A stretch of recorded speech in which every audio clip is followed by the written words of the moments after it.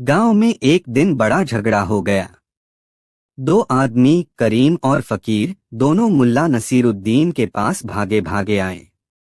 दोनों एक दूसरे पर चिल्ला रहे थे, मानो अभी लड़ाई शुरू हो जाएगी। गांव वाले भी तमाशा देखने जुट गए। करीम ने गुस्से में कहा, मुल्ला जी, यह आदमी मेरा पैसा हड़प कर गया है। मैंने इसे सोने का एक सिक्का उधार दिया था और अब यह मान ही नहीं रहा। फकीर ने तुरंत जवाब दिया, अरे झूठ बोल रहा है मुल्ला जी, मैंने तो इसे कभी कोई सिक्का लिया ही नहीं। अब सारा गांव अचरज में पड़ गया, आखिर कौन सच बोल रहा था। मुल्ला नसीरुद्दीन ने लंबी दाढ़ी पर हाथ फेरा, सोचा, फिर अपनी टोपी सीधी की और बड़ी गंभीरता से बोले, इसका फैसला मैं करूंगा, लेकिन शांति से बैठो। गांव वाले सांस रोक कर देखने लगे कि अब क्या होगा। मुल्ला ने करीम से पूछा, तुम्हारे पास कोई गवाह है?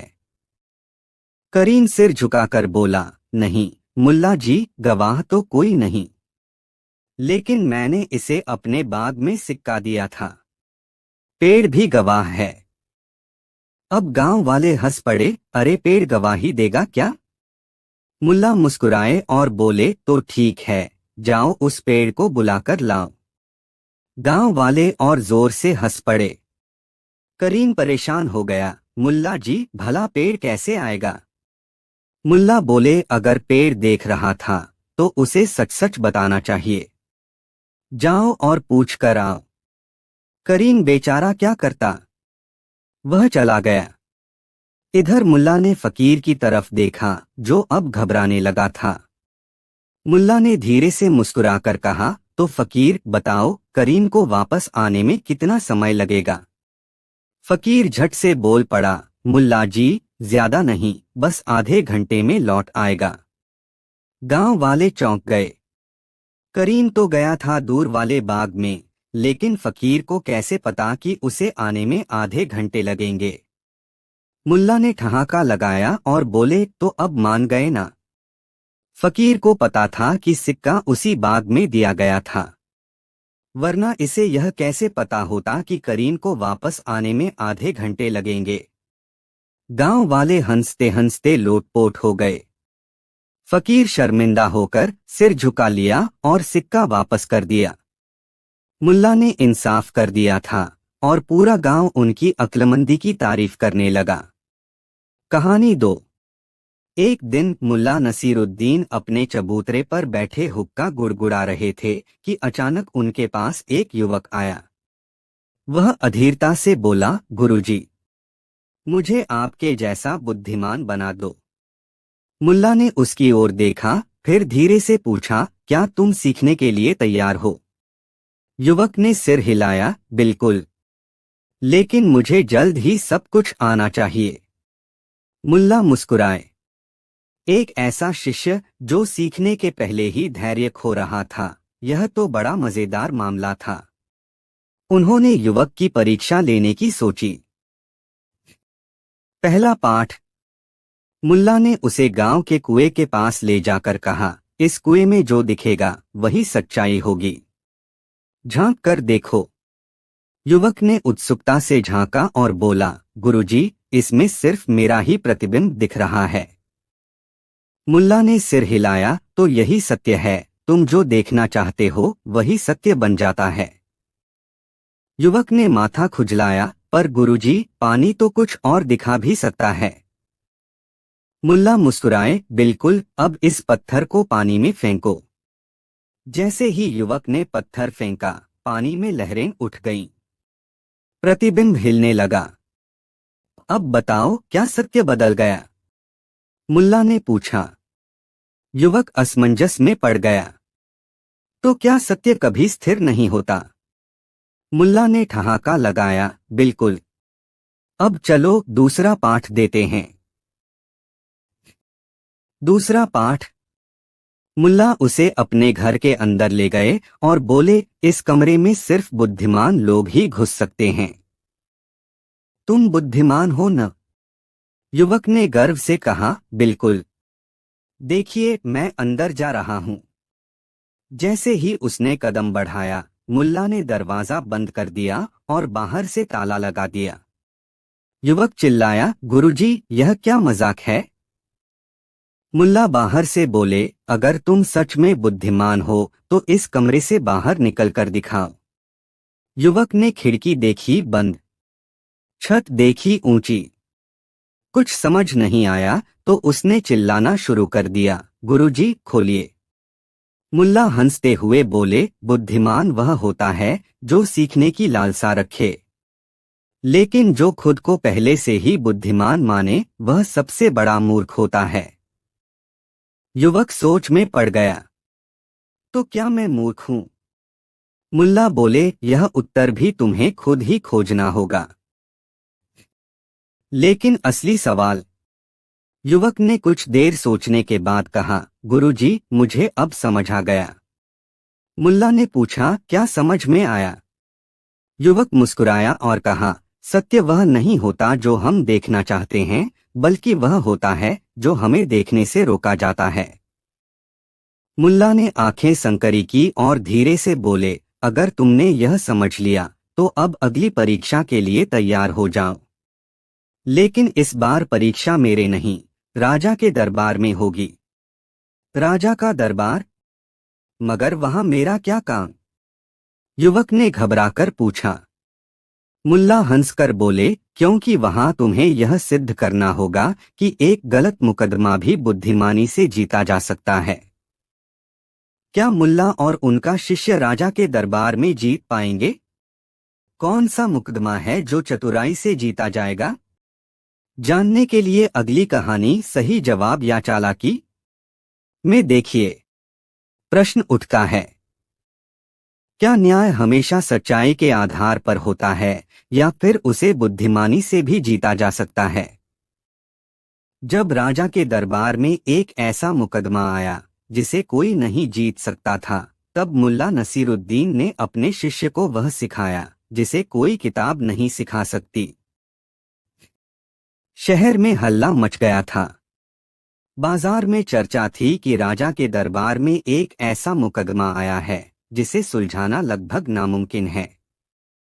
खुद राजा भी सोच में पड़ गए थे। मुल्ला नसीरुद्दीन के शिष्य को यह सुनकर उत्सुकता हुई। उसने मुल्ला से पूछा, गुरुजी, ऐसा कौन सा मुकदमा है जिसे राजा भी हल नहीं कर पा रहे? मुल्ला मुस्कुराए, आओ देखते हैं। पर याद रखना, इस बार मैं तुम्हारा गुरु नहीं हूं। तुम्हें खुद को बुद्धिमान साबित करना होगा। शिष्य हड़बड़ा गया, पर अब पीछे हटना भी नामुमकिन था। दरबार में एक अनोखा मामला पेश किया गया। दो व्यापारी एक ऊंट को लेकर झगड़ रहे थे। पहला व्यापारी चिल्लाया, महाराज, यह ऊंट मेरा है। मैंने इसे सालों तक पाला है। दूसरा व्यापारी बोला, नहीं, यह मेरा ऊंट है। मैंने इसे खरीदा था, लेकिन यह कुछ समय के लिए भटक गया था। राजा सोच में पड़ गए। दोनों के पास ऊंट का कोई ठोस सबूत नहीं था और गवाह भी कुछ खास नहीं कह पा रहे थे। मुल्ला ने अपने शिष्य की ओर देखा और धीरे से कहा, अब समय आ गया है। यह मुकदमा तुम्हें जीतना होगा। शिष्य हड़बड़ा गया, लेकिन गुरुजी, मैं क्या करूं? मुल्ला मुस्कुराए, बस बुद्धिमानी से सोचो। शिष्य आगे बढ़ा और राजा से बोला, महाराज, यह मामला कठिन है, लेकिन समाधान संभव है। राजा ने कहा, अगर तुम इस मामले को हल कर सकते हो तो तुम्हें पुरस्कृत किया जाएगा, पर अगर असफल हुए तो तुम्हें दरबार से बाहर निकाल दिया जाएगा। शिष्य ने गहरी सांस ली और ऊंट को ध्यान से देखा। फिर दोनों व्यापारियों की ओर मुड़ा और बोला, अगर यह ऊंट तुम्हारा है तो इसे नाम से बुलाओ। पहला व्यापारी बोला, आजा मेरे शेरू। दूसरा व्यापारी चिल्लाया, इधर आओ राजा। लेकिन ऊंट टस से मस नहीं हुआ। शिष्य ने आंखें बंद की, फिर अचानक ऊंची आवाज में जमीन पर हाथ पटकते हुए ऊंट के कान के पास फुसफुसाया, तेरा असली मालिक कौन है? जैसे ही उसने यह कहा, ऊंट झट से एक व्यापारी की ओर दौड़ पड़ा। राजा और दरबार में बैठे लोग चौंक गए। राजा ने पूछा, यह कैसे हुआ? शिष्य मुस्कुराया, महाराज, जानवर शब्दों से नहीं, भावनाओं से पहचानते हैं। यह ऊंट उसी की ओर भागा जिसके साथ उसने सबसे अधिक समय बिताया होगा। राजा प्रभावित हुए। उन्होंने शिष्य की ओर देखा और कहा, आज से तुम मेरे दरबार के सबसे बुद्धिमान लोगों में गिने जाओगे। मुल्ला नसीरुद्दीन ने हल्की मुस्कान के साथ ताली बजाई। बुद्धिमत्ता सिर्फ किताबों से नहीं आती, बल्कि अनुभव से भी आती है। लेकिन असली खेल तो अब शुरू हुआ था। राजा ने शिष्य को पुरस्कार देने का आदेश दिया, लेकिन तभी दरबार में एक नया केस आया। इस बार मामला और भी पेचीदा था, क्योंकि इसमें खुद मुल्ला नसीरुद्दीन फंस चुके थे। क्या मुल्ला नसीरुद्दीन किसी चाल में फंस गए हैं? या फिर यह उनकी कोई नई योजना है? जानने के लिए देखिए अगली कहानी, बुद्धिमान राजा या चालाक मुल्ला, जहां दरबार में असली दिमागी जंग होगी। प्रश्न उठता है, जब दो चतुर दिमाग आमने सामने हो तो जीत किसकी होगी? क्या बुद्धिमानी हमेशा सत्य की ओर होती है, या चालाकी से भी कोई सच्चाई बदल सकता है? जब राजा और मुल्ला नसीरुद्दीन के बीच एक अनोखी दिमागी जंग हुई तो पूरा दरबार देखता रह गया। राजा का दरबार हमेशा बुद्धिमान लोगों के लिए खुला रहता था, लेकिन आज का दिन अलग था।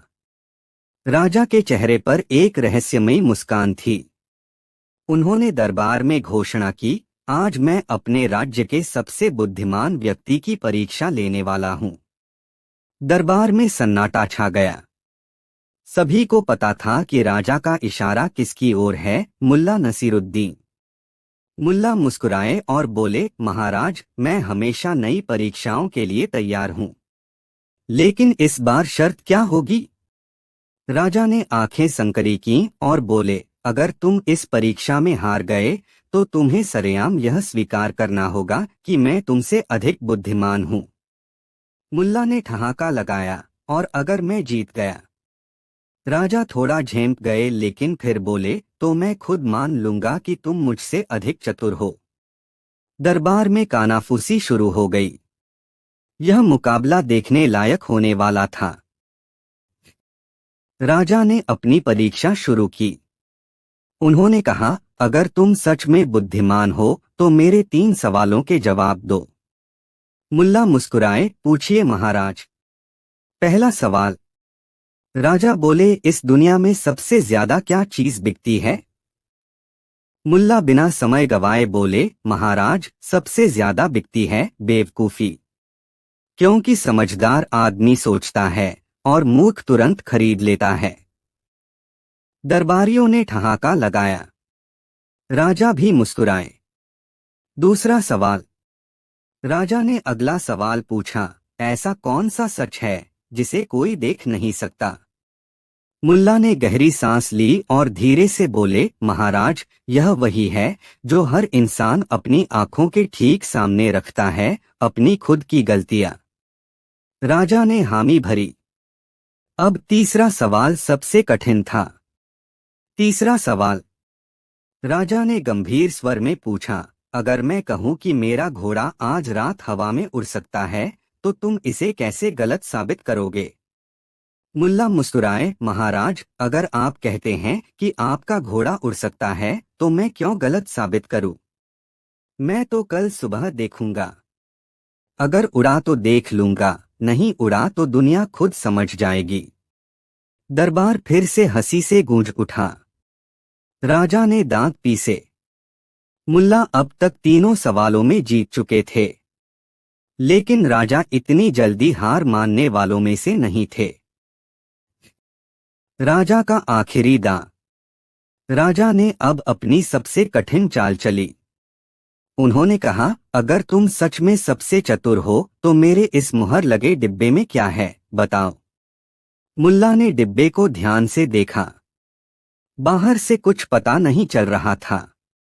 उन्होंने कुछ देर सोचा और फिर गंभीर आवाज में बोले, महाराज, मैं कह सकता हूँ कि इसमें एक बहुत ही मूल्यवान चीज है। राजा मुस्कुराए, अगर तुमने गलत कहा तो मैं तुम्हें मूर्ख घोषित कर दूंगा। मुल्ला ने गहरी सांस ली और धीरे से बोले, यह डिब्बा बंद है। यानी अभी तक इसकी असली सच्चाई कोई नहीं जानता, यहाँ तक कि आप भी नहीं। अब अगर इसमें कुछ भी रखा है तो यह मेरे कहने से नहीं बदलेगा, और अगर कुछ नहीं रखा तो आप ही मूर्ख साबित होंगे। राजा एक पल के लिए चुप हो गए। फिर मुस्कुराते हुए बोले, मुल्ला, तुमने मुझे फिर से हरा दिया। दरबार तालियों की गड़गड़ाहट से गूंज उठा। लेकिन खेल अभी बाकी था।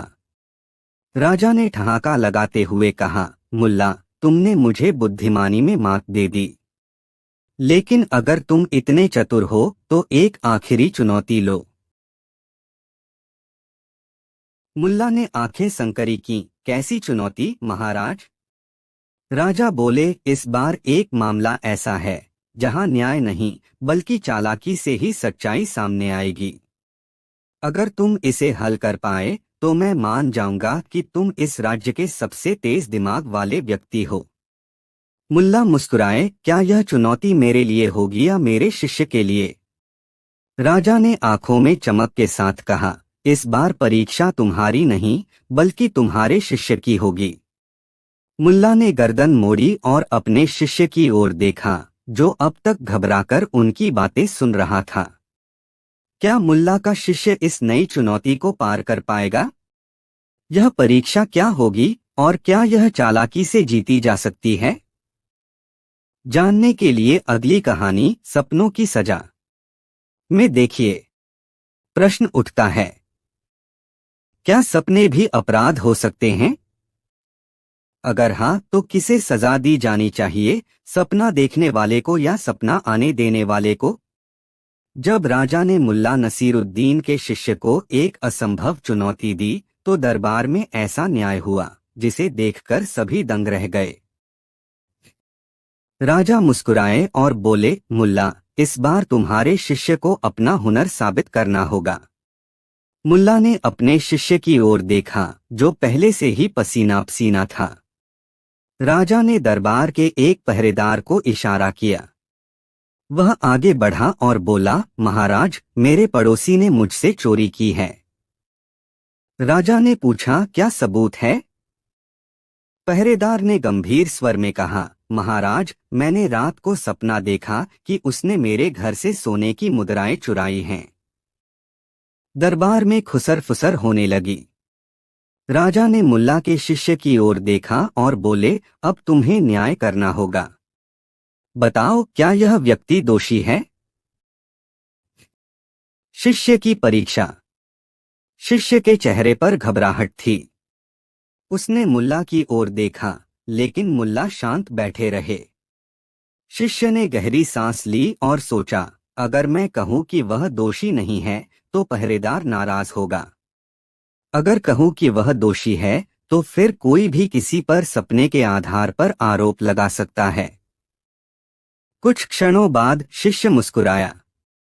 उसने राजा से कहा, महाराज, अगर यह व्यक्ति दोषी है क्योंकि पहरेदार ने उसके बारे में सपना देखा तो फिर पहरेदार भी दोषी है। राजा ने भौहें चढ़ाई। कैसे? शिष्य बोला, क्योंकि अगर किसी को उसके सपने के आधार पर सजा दी जा सकती है तो इसका मतलब है कि सपना देखने वाले को भी जिम्मेदार ठहराया जाना चाहिए। यानी पहरेदार ने सपना देखकर खुद ही अपराध कर दिया। दरबार सन्न रह गया। राजा हंस पड़े, मुल्ला, तुम्हारा शिष्य सच में काबिल है।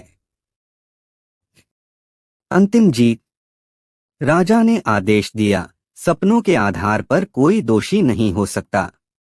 इसलिए यह मामला यहीं समाप्त होता है।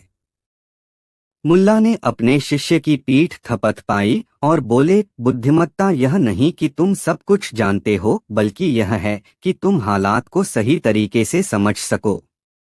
राजा ने हामी भरी और मुल्ला से कहा, तुमने मुझे कई बार हराया है, लेकिन मैं यह मानने को तैयार हूं, तुम्हारी बुद्धिमानी इस राज्य की सबसे बड़ी संपत्ति है।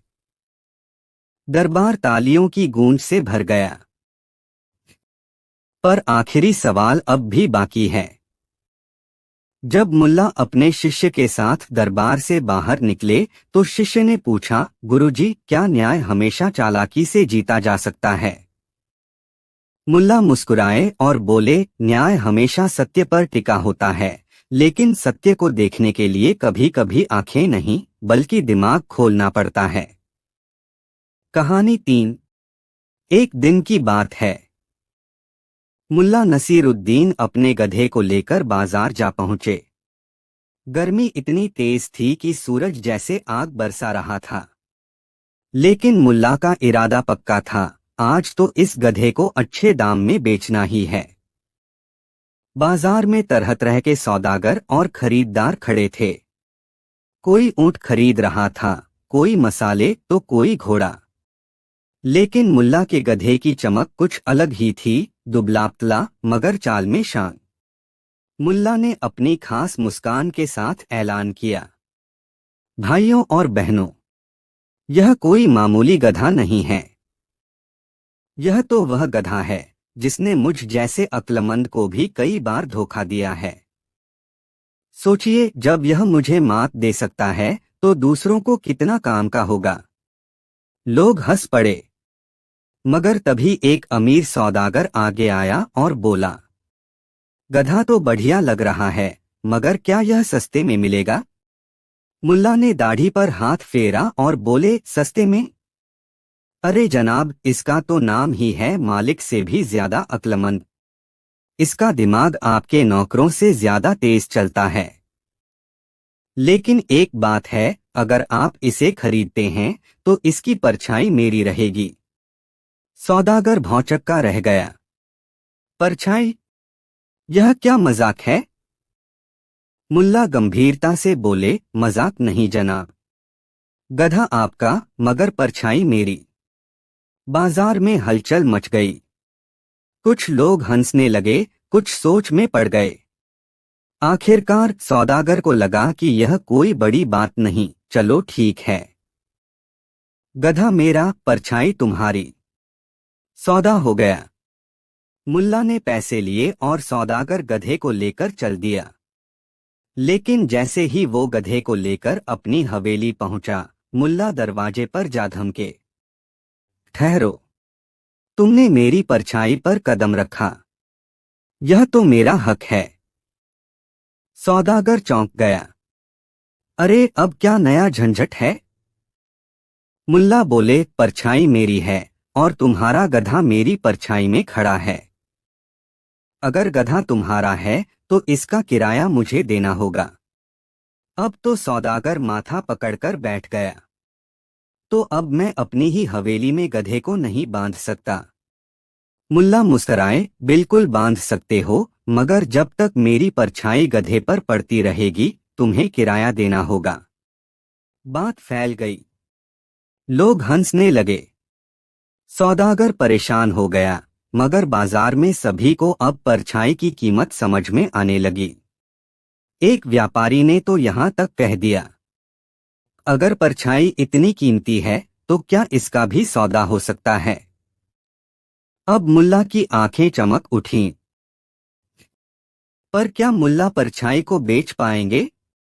या यह सौदा उनके लिए मुसीबत बन जाएगा? और इस सबका उनकी शादी से क्या लेना देना है? आगे की कहानी जानने के लिए देखिए अगला भाग, मुल्ला नसीरुद्दीन की अनोखी शादी हायाना। क्या आपने कभी ऐसा सौदा सुना है जहां शादी किसी इंसान से नहीं बल्कि उसकी परछाई से हो रही हो? अगर नहीं तो यह कहानी आपके लिए ही है। बाजार में हलचल मची थी। हर कोई मुल्ला नसीरुद्दीन के अनोखे सौदे की चर्चा कर रहा था। गधा बिका पर परछाई नहीं, और अब परछाई का किराया भी वसूला जा रहा था। धीरे धीरे बात शहर के सबसे अमीर और चालाक व्यापारी सेठ जलालुद्दीन तक पहुंची। सेठ के पास दौलत की कोई कमी नहीं थी, मगर उसकी एक बड़ी चिंता थी, उसकी बेटी की शादी। बेटी थी बेहद सुंदर, बुद्धिमान भी, मगर किसी भी अमीर नवाब या व्यापारी से शादी करने को तैयार नहीं थी। जब भी कोई रिश्ता आता, वह कहती, मुझे ऐसा पति चाहिए जो दौलत से नहीं, अक्ल से जीते। अब सेठ जलालुद्दीन ने जब मुल्ला की कारस्तानी सुनी तो उसे लगा कि यह आदमी बाकी सबसे अलग है। जो आदमी गधे की परछाई तक बेच सकता है, वो मेरी बेटी की जिंदगी संभाल सकता है। बस उसने मुल्ला को अपने हवेली बुलाया। मुल्ला बड़े ठाठ से पहुंचे। सेठ जलालुद्दीन ने आदर से बिठाया और कहा, मुल्ला जी, आप बहुत चतुर इंसान हैं। मैं चाहता हूं कि आप मेरे दामाद बने। बात सुनते ही मुल्ला ने चाय का घूंट लिया और बड़े सोचते हुए बोले, अजी, यह तो बहुत गंभीर मामला है। शादी कोई परछाई नहीं जो बेच दी जाए। सेठ हंसा, आप सही कह रहे हैं, लेकिन मेरी बेटी ने खुद कहा है कि वह ऐसे इंसान से शादी करेगी जो दुनिया को अपनी अक्ल से हरा सके। और आपसे ज्यादा होशियार भला कौन? मुल्ला थोड़ी देर तक सोचते रहे और फिर बोले, अच्छा, शादी की बात तो मान ली, मगर यह बताइए, दहेज में क्या मिलेगा? अब यह सुनते ही सेठ थोड़ा मुस्कराया और बोला, मेरी बेटी की खुशियों के अलावा आपको मेरी पूरी दौलत भी मिलेगी। मुल्ला ने दाढ़ी खुजलाते हुए कहा, अरे वाह, पर यह कैसे तय होगा कि शादी के बाद दौलत मेरी ही रहेगी? सेठ ने जवाब दिया, वादा करता हूँ, यह दौलत आपकी होगी। अब मुल्ला ने एक रहस्यमयी मुस्कान दी और बोले, ठीक है, मगर शादी से पहले मैं एक शर्त रखूंगा। अगर आपकी बेटी मेरी शर्त मान गई तो मैं शादी के लिए तैयार हूं। सेठ जलालुद्दीन और उसकी बेटी ने एक दूसरे को देखा। लड़की मुस्कराई और बोली, क्या शर्त है मुल्ला? मुल्ला ने अपनी पगड़ी ठीक करते हुए जवाब दिया, वह तो शादी वाले दिन ही बताऊंगा। अगर तुमने शर्त मान ली तो निकाह होगा, वरना यह दहेज भी मेरे काम का नहीं। अब बाजार में हर किसी को यह शादी देखने की जल्दी थी, मगर सवाल ये था, आखिर वह शर्त क्या थी? और क्या यह शादी वाकई होगी या कुछ ऐसा होगा जो सबको चौंका देगा? जानने के लिए देखिए अगला भाग, निकाह के दिन का रहस्य, मुल्ला की अनसुनी शर्त। कभी सुना है कि शादी से ठीक पहले दूल्हा ऐसी शर्त रख दे जिसे सुनकर पूरा शहर हैरान रह जाए। ऐसा ही कुछ हुआ था जब मुल्ला नसीरुद्दीन की शादी तय हुई। पर सवाल ये है, क्या शादी होगी या फिर ये निकाह एक नई मुसीबत बन जाएगा? पूरा शहर इस अनोखी शादी को देखने के लिए बेचैन था। आखिरकार मुल्ला नसीरुद्दीन जैसा होशियार आदमी शादी कर रहा था, और वह भी किसी आम लड़की से नहीं, बल्कि सेठ जलालुद्दीन की इकलौती बेटी से। निकाह का दिन आ गया। हवेली रोशनी से जगमगा रही थी। बड़ी बड़ी हस्तियां जमा थीं। सेठ जलालुद्दीन ने खास इंतजाम करवाया था, नाच गाना, शाही पकवान और एक शानदार दहेज। मुल्ला एक शानदार पोशाक में आए, लेकिन उनके चेहरे पर वही पुरानी रहस्यमयी मुस्कान थी। सबको लग रहा था कि अब बस काजी साहब आएंगे और निकाह पढ़ाया जाएगा। लेकिन तभी मुल्ला खड़े हुए और बोले, निकाह से पहले मेरी एक शर्त थी, याद है? पूरी महफिल सन्नाटे में आ गई। अरे हाँ, पर वह शर्त है क्या? मुल्ला ने धीरे से मुस्कराते हुए कहा, शर्त यह है कि शादी के बाद मेरी दुल्हन मेरे घर नहीं जाएगी। अब तो हड़कंप मच गया। सेठ जलालुद्दीन का मुंह खुला का खुला रह गया। लोग फुसफुसाने लगे, ये क्या कह रहे हैं मुल्ला? सेठ ने गुस्से में कहा, मगर क्यों? शादी के बाद दूल्हा दुल्हन एक साथ रहते हैं। मुल्ला बोले, बिल्कुल, लेकिन मेरी बीवी मेरी रहेगी, आपके घर में नहीं। परछाई बेच सकता हूं, मगर अपना हक नहीं। लड़की ने चुपचाप सुना, फिर हंसते हुए बोली, अगर मेरी शादी आपसे हो रही है तो फिर मेरे रहने का फैसला भी मेरा होगा। मुल्ला ने आंखें चमकाते हुए कहा, वाह, तो क्या तुम भी कोई शर्त रखना चाहती हो? लड़की मुस्कुराई, हाँ, अगर शादी करनी है तो आपको मेरी भी एक शर्त माननी होगी। अब सबकी उत्सुकता बढ़ गई। आखिर ये कौन सी शर्त है? मुल्ला ने सिर झुका लिया और कहा, जो भी शर्त हो मुझे कबूल है। लड़की ने हल्के से कहा, तो फिर सुन लीजिए। पर क्या थी वह शर्त जो खुद मुल्ला को भी उलझन में डाल सकती थी? और क्या यह शादी होगी या फिर मुल्ला अपनी ही चाल में फंस जाएंगे? जानने के लिए देखिए अगला भाग, मुल्ला की सबसे मुश्किल परीक्षा। कभी सोचा है कि चतुर मुल्ला नसीरुद्दीन भी किसी की शर्त में फंस सकते हैं? और वो भी अपनी ही शादी के दिन। सवाल ये था, क्या शादी होगी या फिर ये निकाह हमेशा के लिए रुक जाएगा? पूरी महफिल खामोश थी। सबकी नजरें सेठ जलालुद्दीन की बेटी पर टिकी थीं, जिसने अभी अभी मुल्ला के सामने अपनी शर्त रखने की बात कही थी। मुल्ला पहली बार थोड़ा घबरा गए, मगर चेहरे पर वही हल्की मुस्कान थी। लड़की ने धीरे से कहा, अगर शादी करनी है तो आपको 1 साल तक गधे पर बैठकर ही रहना होगा।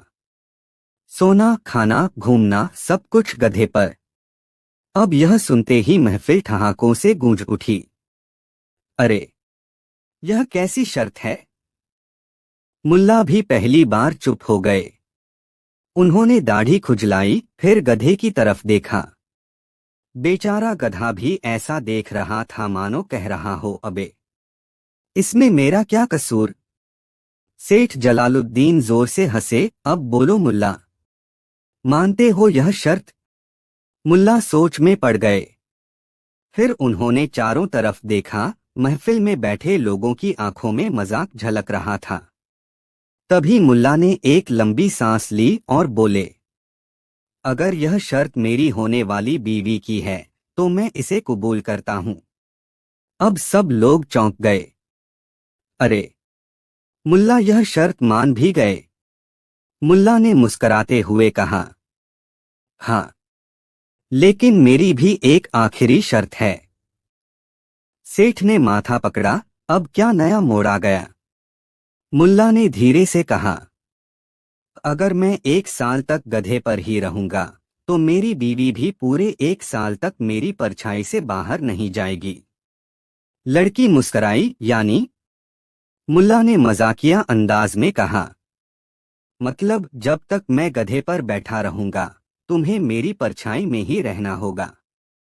जहां मैं वहां मेरी परछाई और वहीं तुम। लड़की समझ गई कि यह भी एक तरह की परीक्षा थी। उसने हंसते हुए कहा, अगर तुम 1 साल तक गधे पर रह सकते हो तो मैं भी 1 साल तक तुम्हारी परछाई बन सकती हूँ। महफिल में तालियां बज उठीं। निकाह पढ़ा गया। शादी हुई। और मुल्ला की चतुराई ने एक बार फिर सबको चौंका दिया। कहते हैं कि शादी के बाद मुल्ला वाकई 1 साल तक गधे पर बैठे रहे, मगर सिर्फ नाम के लिए। असल में वह अपने घर के आंगन में एक ऊंचे तख्त पर बैठते और गधा नीचे रहता। इस तरह वह अपनी शर्त भी निभा रहे थे और आराम भी कर रहे थे। और हाँ, उनकी बीवी भी वादे के मुताबिक 1 साल तक उनकी परछाई बनकर रही, जहां मुल्ला वहां वो। तो दोस्तों, अक्लमंदी से हर मुश्किल हल हो सकती है, चाहे वो गधे की परछाई बेचनी हो या शादी की शर्त जीतनी हो। अब सोचिए, अगर आपकी शादी में ऐसी शर्त रख दी जाए तो क्या करेंगे? कहानी 4। एक दिन मुल्ला नसीरुद्दीन अपने बेटे के साथ बाजार जा रहे थे। उनके पास एक गधा था। सूरज की गर्मी तेज थी, पसीना बह रहा था और रास्ता लंबा था। मुल्ला ने सोचा, गधा है तो इस पर बैठा जाए। पहला मोड़, गांव वालों की पहली आलोचना। मुल्ला गधे पर बैठे और उनका बेटा पैदल चलने लगा। जैसे ही वे गांव के चौक से गुजरे, कुछ लोगों ने देखा और कानाफूसी शुरू हो गई। कैसा निर्दयी बाप है, खुद गधे पर बैठा है और मासूम बच्चे को पैदल चला रहा है। मुल्ला ने यह सुना और सोचा, शायद ये सही कह रहे हैं। उन्होंने तुरंत गधे से उतरकर बेटे को बिठा दिया और खुद पैदल चलने लगे। दूसरा मोड़। थोड़ा आगे बढ़े तो दूसरे समूह के लोग मिले। उन्होंने भी देखकर तंज कसा। हाय हाय, कैसा नालायक बेटा है, खुद मजे से गधे पर बैठा है और बूढ़े बाप को पैदल चला रहा है। मुल्ला फिर सोच में पड़ गए। बात तो सही है। अच्छा, इस समस्या का एक और हल निकालते हैं। तीसरा मोड़। अब मुल्ला और उनका बेटा दोनों गधे पर बैठ गए। कुछ दूर चलने के बाद कुछ और गांव वाले मिले।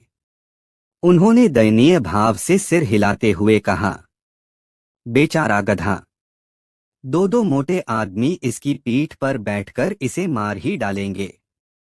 कितना निर्दयी व्यवहार है। मुल्ला को फिर लगा, अरे यह भी गलत हो गया। चौथा मोड़। अब मुल्ला और उनका बेटा गधे से उतर गए और गधे को कंधों पर उठाकर चलने लगे।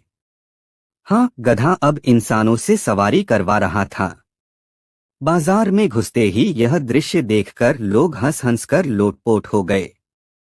अरे, दुनिया में पहली बार देखा कि इंसान गधे को उठा रहा है। ये कौन मूर्ख लोग हैं। मुल्ला की सीख और अनोखी हंसी। मुल्ला मुस्कुराए और बेटे से कहा, देखा, दुनिया का मुंह बंद करना असंभव है।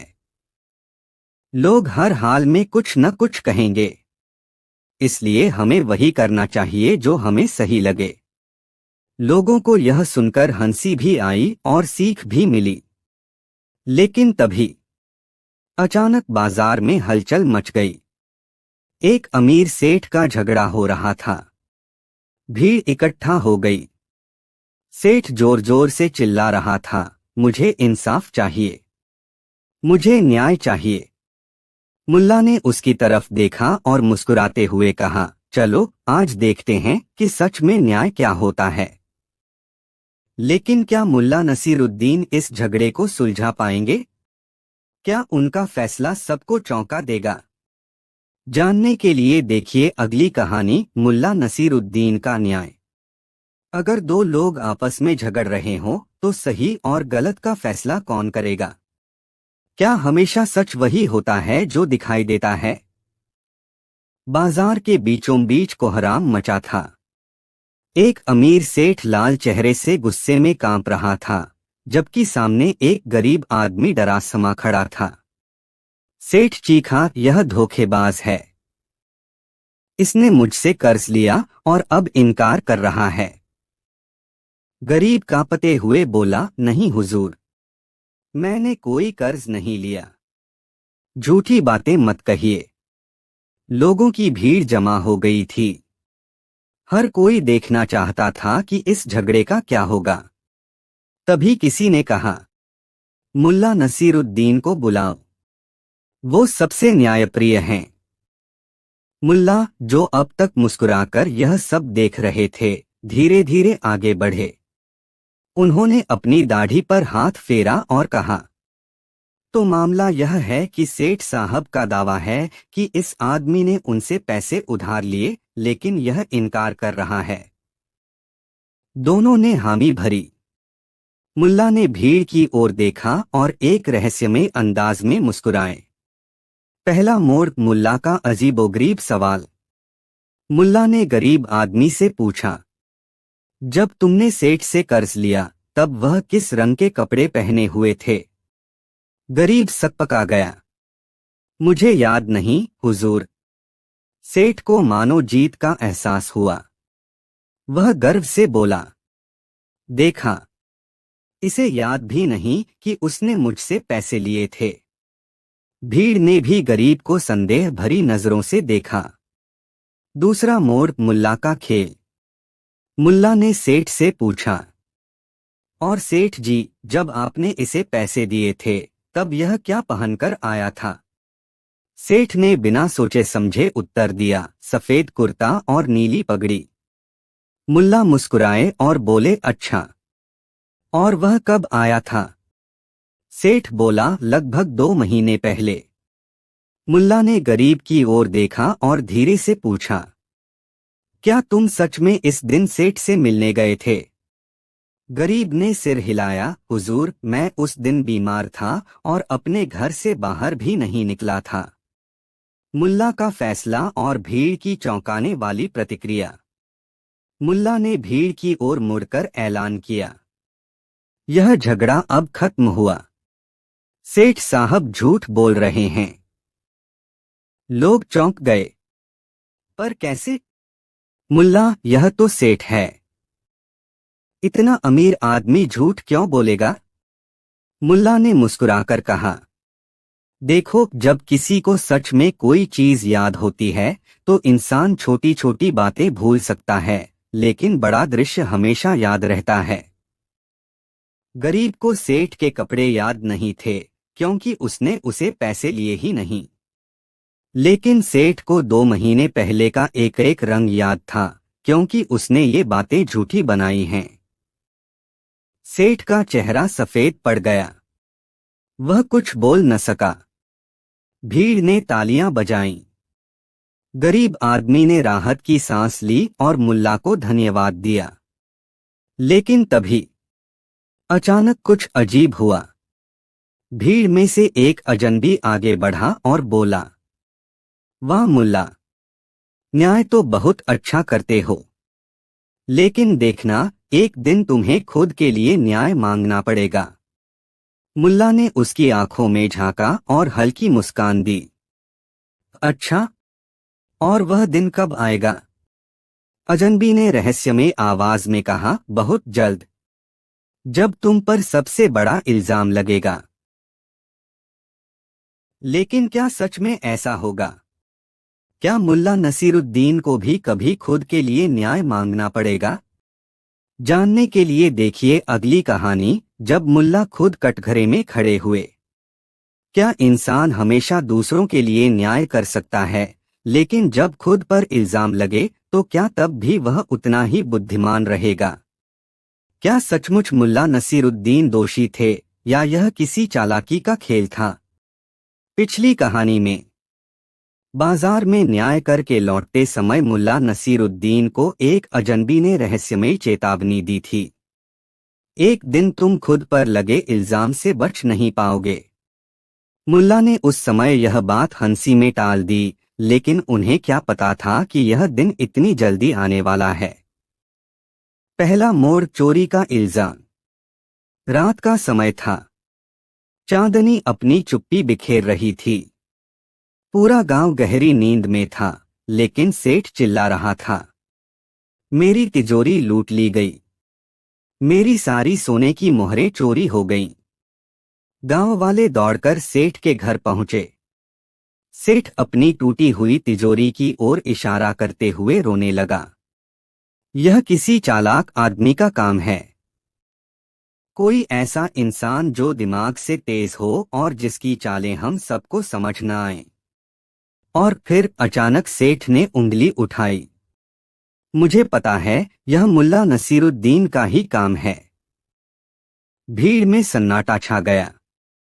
मुल्ला? लेकिन वह तो सबसे न्यायप्रिय आदमी है।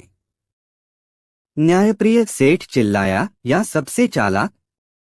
गांव में किसके पास इतना दिमाग है कि वो बिना किसी को शक हुए चोरी कर सके? ये सिर्फ मुल्ला कर सकते हैं। दूसरा मोड़, मुल्ला का कटघरे में खड़ा होना। सुबह होते ही मुल्ला नसीरुद्दीन को पंचायत में बुलाया गया। गांव के लोग फुसफुसाने लगे। सरपंच बोले, मुल्ला, तुम पर चोरी का इल्जाम है। क्या तुमने सेठ की तिजोरी से सोने की मोहरें चुराई हैं? मुल्ला हंसे, हुजूर, मेरा जवाब सुनने से पहले एक सवाल पूछने दीजिए। जब कोई गधा किसी पर इल्जाम लगाए तो गधे की बात पर यकीन करना चाहिए या नहीं? सेठ गुस्से से उबल पड़ा। मुझे गधा कह रहे हो? देखो, यही चालाकी है इनकी। खुद को निर्दोष साबित करने के लिए बातें घुमा रहे हैं। भीड़ में कुछ लोगों ने सहमति में सिर हिलाया। तीसरा मोड़, मुल्ला की अजीब शर्त। मुल्ला ने पंचायत की ओर देखा और कहा, ठीक है, अगर मैं सच में दोषी हूं तो मुझे इसकी सजा मिलनी चाहिए, लेकिन एक शर्त है। सरपंच, कौन सी शर्त?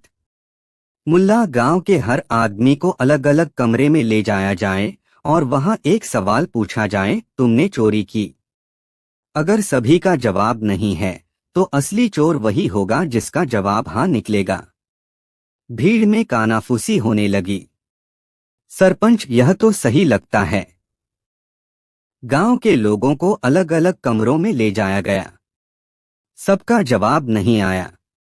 अंत में मुल्ला को अंदर ले जाया गया। पंचायत के लोग रुके। सरपंच ने पूछा, मुल्ला, क्या तुमने सेठ की तिजोरी से सोने की मोहरें चुराई हैं? मुल्ला मुस्कुराए, मैंने उतनी ही चुराई हैं जितनी सेठ ने अपने व्यापार में बेईमानी से कमाई हैं। अचानक बाहर से आवाज आई। भीड़ में से किसी ने चिल्लाया, रुको, असली चोर मिल गया। लेकिन कौन था असली चोर? क्या मुल्ला सच में निर्दोष थे? और किसने उनके खिलाफ यह चाल चली थी?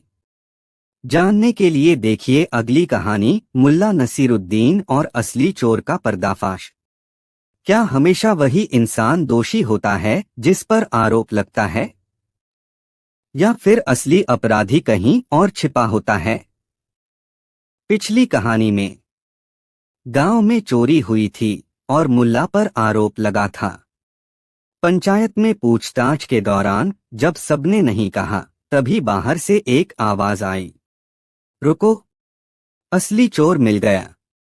पहला मोड़, गांव के एक साधारण कपड़े पहने आदमी ने पंचायत में आकर कहा, मैं जानता हूं कि चोर कौन है, लेकिन पहले पंचायत यह बताए कि सेठ की तिजोरी तोड़ने के निशान किस तरह के थे। सरपंच ने सेठ की ओर देखा, हाँ बताओ सेठ, तिजोरी कैसे टूटी थी? सेठ हड़बड़ाया, वो लोहे की छड़ी से तोड़ी गई थी। आदमी मुस्कुराया, बस अब समझो असली चोर पकड़ा गया। दूसरा मोड़, मुल्ला अपनी मूंछों पर हाथ फेरते हुए बोले, हुजूर, यह शख्स सही कह रहा है और असली चोर खुद सेठ ही है। क्या? सेठ के चेहरे का रंग उड़ गया। मुल्ला ने पंचायत में सभी को संबोधित करते हुए कहा, सोचिए, कोई बाहर का चोर तिजोरी तोड़कर चोरी करता तो उसे कैसे पता होता कि इसमें सोने की मोहरें हैं? और अगर सेठ को यह याद नहीं कि चोरी में कितनी मोहरें गईं, तो उसे यह कैसे पता कि चोरी हुई ही है? गांव वाले हैरानी से एक दूसरे को देखने लगे। और सबसे अहम बात, मुल्ला ने ठहाका लगाया, जो तिजोरी इतनी मजबूत थी कि कोई बाहर का आदमी उसे इतनी आसानी से नहीं तोड़ सकता था, उसे तोड़ने वाला कोई अंदर का ही आदमी होना चाहिए था। तीसरा मोड़, सच यह है कि सेठ ने खुद अपनी तिजोरी तोड़ी और चोरी का नाटक किया ताकि वह अपनी बेईमानी से कमाए हुए पैसे छुपा सके और पंचायत से कुछ और पैसा निकलवा सके। सेठ चिल्लाया, झूठ, तुम सबूत लाओ। मुल्ला ने उस आदमी की ओर देखा जो बाहर से आया था। सबूत? आदमी मुस्कुराया, मैं गांव का लोहार हूं। सेठ ने 2 दिन पहले मुझसे अपनी तिजोरी तोड़ने के लिए वही लोहे की छड़ी खरीदी थी। गांव वाले दंग रह गए। भीड़ में गुस्से की लहर दौड़ गई। सरपंच गरजे, सेठ, तुम्हारी सच्चाई सामने आ गई है। अब पंचायत तुम्हें दोषी ठहराती है। गांव वालों ने तालियां बजाईं और सेठ ने शर्म से सिर झुका लिया। अंतिम मोड़, मुल्ला का मजेदार जवाब। जब पंचायत खत्म हुई तो एक आदमी ने मुल्ला से पूछा, मुल्ला, जब तुम पर इल्जाम लगा था तब भी तुम परेशान नहीं हुए? तुम्हें यकीन था कि असली चोर पकड़ा जाएगा? मुल्ला मुस्कुराए और बोले, भाई मैंने जिंदगी में एक चीज सीखी है, झूठ और तिजोरी ज्यादा देर तक बंद नहीं रह सकते। गांव हंसी से गूंज उठा और मुल्ला एक और मजेदार सीख देकर अपने रास्ते चल पड़े। कहानी 5। एक दिन एक गरीब आदमी हसन की दुकान के सामने से गुजरा। वहां ताजे पकवानों की खुशबू आ रही थी, गर्मागर्म समोसे, जलेबियां और खुशबूदार बिरयानी। वह बेचारा रुककर कुछ देर तक उस खुशबू को महसूस करता रहा। फिर उसने अपनी जेब से रोटी का टुकड़ा निकाला और दुकान से आ रही खुशबू के साथ उसे खाने लगा। हसन ने यह देखा और तुरंत गुस्से में आ गया। अरे, तुझे शर्म नहीं आती? मेरी दुकान की खुशबू चुराकर खाना खा रहा है। गरीब आदमी चौंक गया, खुशबू भी कोई चोरी की चीज होती है? बिल्कुल, हसन गुर्राया, जिस तरह मेरा खाना महंगा है उसी तरह इसकी खुशबू भी। चलो पैसे निकालो। बेचारा गरीब आदमी कहाँ से पैसे लाता? उसने मिन्नतें की, लेकिन हसन नहीं माना। मामला बढ़ते बढ़ते मुल्ला नसीरुद्दीन तक जा पहुंचा। गांव वाले भी इकट्ठे हो गए थे। सभी जानते थे कि मुल्ला कोई न कोई दिलचस्प हल जरूर निकालेंगे। मुल्ला ने गरीब आदमी से कहा, क्या यह सच है कि तुमने इस दुकान की खुशबू के साथ खाना खाया? गरीब आदमी बोला, हाँ, लेकिन इसमें मेरी क्या गलती? मुल्ला ने हसन की तरफ देखा और मुस्कुराए, अगर तुमने खुशबू दी तो तुम्हें इसकी कीमत भी मिलनी चाहिए। हसन खुश हो गया, हाँ हाँ, यही तो मैं कह रहा हूँ। तब मुल्ला ने गरीब आदमी से कहा, अपनी जेब में जो भी पैसे हों निकालो। गरीब आदमी घबराया, लेकिन उसने जेब से 2-3 सिक्के निकालकर मुल्ला के हाथ में रख दिए। मुल्ला ने वे सिक्के अपने हाथ में लिया, उन्हें एक दूसरे से टकराया और उनकी झंझनाहट सुनाई दी। फिर उन्होंने सिक्के वापस गरीब आदमी को दे दिए और बोले, देखो, खुशबू का पैसा खुशबू से चुकता हो गया। हसन को उसके खाने की खुशबू मिली और बदले में उसने सिक्कों की आवाज सुन ली। न्याय पूरा हुआ। गांव वाले जोर जोर से हंसने लगे, लेकिन हसन को अब कोई कुछ नहीं कह सकता था। वह गुस्से से तमतमाया और दुकान के अंदर चला गया। लेकिन यह कहानी यहीं खत्म नहीं हुई। अगली सुबह दरबार से एक विशेष संदेश आया। बादशाह ने मुल्ला नसीरुद्दीन को अपने महल में बुलाया था। पर सवाल यह था, क्या बादशाह को मुल्ला का यह न्याय पसंद आया या कोई नई मुसीबत उनकी राह देख रही थी? आगे क्या हुआ, जानने के लिए अगली कहानी देखें, जब मुल्ला नसीरुद्दीन ने बादशाह को हंसाया। जब मुल्ला नसीरुद्दीन ने बादशाह को हंसाया। क्या हंसी भी किसी की जान बचा सकती है? क्या कभी ऐसा हुआ है कि एक बुद्धिमान व्यक्ति सिर्फ मजाक के बल पर एक बादशाह के गुस्से को ठंडा कर दे? सुबह होते ही मुल्ला नसीरुद्दीन अपने घर के बाहर बैठे थे, तभी एक शाही सिपाही घोड़े पर सवार वहां पहुंचा। उसने ऊंची आवाज में ऐलान किया, बादशाह सलामत ने हुक्म दिया है, मुल्ला नसीरुद्दीन को तुरंत दरबार में हाजिर किया जाए।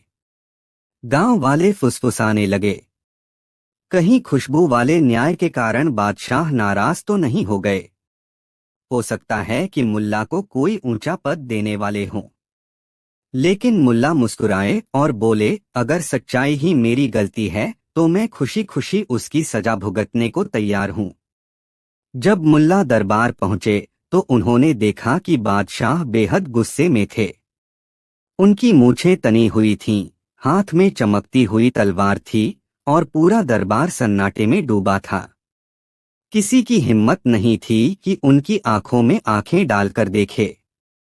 मुल्ला ने हाथ जोड़कर कहा, सलाम जहांपना। इतनी गर्मी में गुस्सा ठीक नहीं, कहीं आपके चेहरे पर शिकन आ गई तो? बादशाह की भौहें और तन गईं। उन्होंने कड़क आवाज में कहा, मुल्ला, मैंने सुना है कि तुम बहुत बड़े बुद्धिमान हो। क्या तुम यह भी जानते हो कि आज मैं गुस्से में क्यों हूँ? मुल्ला ने चारों ओर देखा। वजीरों के चेहरे पीले पड़े थे, सैनिक बिना पलक झपकाए खड़े थे। फिर उन्होंने कहा, जहां पनाह, आपके दरबार में इतनी शांति क्यों है? यह कोई महल है या कब्रिस्तान? बादशाह का गुस्सा और भड़क गया। मुल्ला, तुम मेरे सवाल का जवाब देने के बजाय मजाक कर रहे हो। मुल्ला सिर झुकाकर बोले, हुजूर, अगर मेरी जान की कीमत बस एक मजाक है, तो क्या आप एक हंसी देकर मुझे खरीद नहीं सकते? बादशाह को समझ नहीं आया कि मुल्ला क्या कहना चाहते हैं। उन्होंने तलवार नीचे रखी और बोले, समझाओ। मुल्ला बोले, जहां पनाह, अगर आपके गुस्से से लोगों की मुश्किलें हल हो सकती तो आज तक कोई गरीब, कोई दुखी इंसान नहीं बचता। लेकिन सच्चाई यह है कि गुस्से से सिर्फ डर फैलता है, और डर में कोई भी सही फैसला नहीं ले सकता। बादशाह सोच में पड़ गए। मुल्ला ने आगे कहा, अगर आप मुझे सजा देना ही चाहते हैं तो एक मौका दीजिए, मैं आपको हंसा दूं, और अगर मैं नाकाम रहा तो आप मुझे जो भी दंड देंगे मैं उसे हंसते हंसते स्वीकार करूंगा। दरबार में कानाफूसी शुरू हो गई। क्या यह संभव था? बादशाह, जो इतने गुस्से में थे, हंस सकते थे? बादशाह ने चुनौती स्वीकार कर ली। मुल्ला ने दरबार के बीच में आकर ऐलान किया, जहां पनाह, मैं अभी अभी अपनी बीवी से लड़कर आ रहा हूं। सभी चौंक गए। बादशाह भी हैरान होकर बोले, तो? मुल्ला ने लंबी सांस भरी और बोले, हुजूर, शादी में हमेशा दो तरह के लोग होते हैं, एक जो हमेशा सही होते हैं और दूसरे होते हैं पति। दरबार में एक पल के लिए सन्नाटा छा गया। फिर कुछ दरबारी अपनी हंसी रोक नहीं पाए। बादशाह ने भी अपने होंठ दबा लिए। लेकिन मुल्ला यहीं नहीं रुके। एक बार मेरी बीवी ने मुझसे कहा, अगर तुम मुझसे झगड़ा करोगे तो मैं मायके चली जाऊंगी। मैंने कहा, ये लो 10 अशर्फिया, और पूरे साल के लिए एडवांस किराया भी रख लो। अब तो पूरा दरबार हंसी से गूंज उठा। खुद बादशाह भी अपनी हंसी नहीं रोक पाए और जोर जोर से हंसने लगे। बादशाह बोले, मुल्ला, तुम सच में अनोखे आदमी हो। मैंने तुम्हें सजा देने के लिए बुलाया था, लेकिन बदले में मुझे कुछ ऐसा दे दिया जो किसी ने मुझे बरसों से नहीं दिया, सुकून की हंसी। बादशाह ने मुल्ला को इनाम में सोने की अशर्फियाँ दी और दरबार में ऐलान किया कि कोई भी इंसान गुस्से में सही फैसला नहीं ले सकता। लेकिन जैसे ही मुल्ला दरबार से बाहर निकले, एक रहस्यमयी व्यक्ति उनका इंतजार कर रहा था।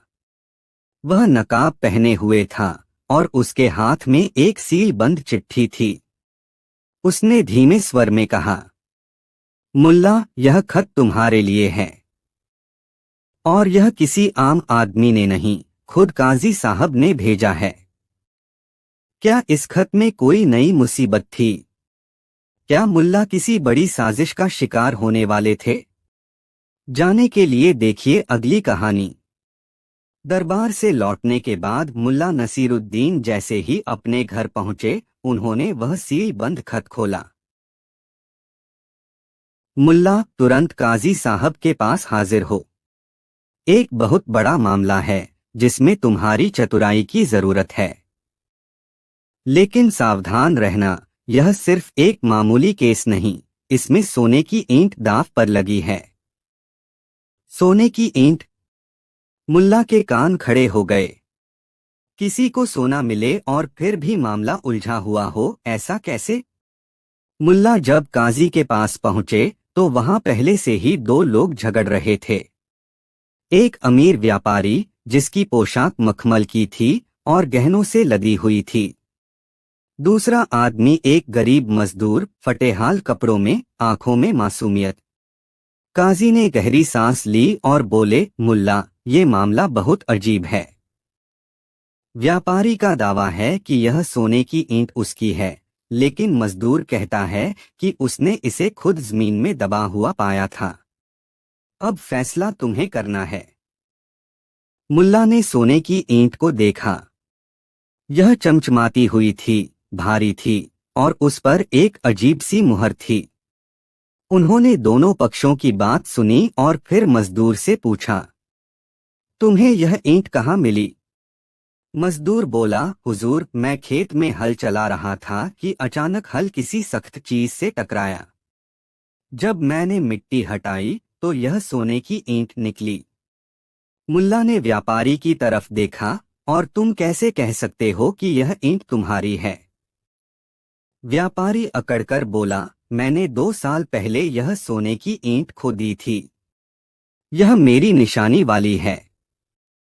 मुल्ला ने मुस्कुराते हुए ईंट उठाई और बोले, ठीक है, अगर यह तुम्हारी है तो इसे अपने बाकी सोने के साथ रख दो। व्यापारी घबरा गया, बाकी सोना? कौन सा सोना?